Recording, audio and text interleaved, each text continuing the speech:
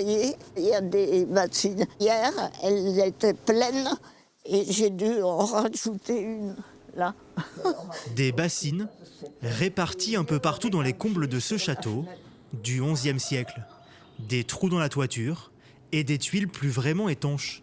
Le constat est sans appel. Le toit qui est au-dessus du couloir est complètement mort. Voilà, ce sont des artisans qui sont montés voir et ils ont fait quelques réparations. En dessous, les plafonds du couloir sont imbibés d'eau les jours de pluie. Une destinée tragique pour ce château à l'histoire marquante. Ici, des spectacles son et lumière se tiennent l'été.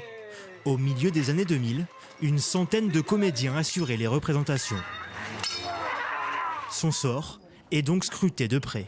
Il y a un endroit d'ailleurs qui est dangereux. Ce qui protège le chien assis, c'est une plaque de tôle. Je me dis qu'il faut que tout le monde se mobilise pour venir en aide à Madame Bruin et à son château.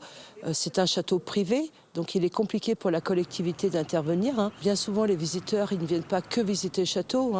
On peut imaginer qu'ils déjeunent au restaurant, qu'ils font quelques courses dans les commerces. Donc c'est aussi un manque à gagner pour le tissu économique de la commune. Redonner ses lettres de noblesse à ce château, une priorité pour la propriétaire. Épaulée par son fils et sa petite-fille, elle a créé une cagnotte en ligne. L'objectif, lever 20 000 €. Si on ne peut pas faire les travaux, ça va dénaturer tout le travail qu'on a pu faire avant. Il risque de retomber dans l'oubli.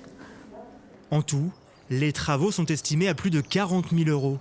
Monument historique, le bâtiment devrait bénéficier de plusieurs subventions permettant de financer près de la moitié du projet de restauration.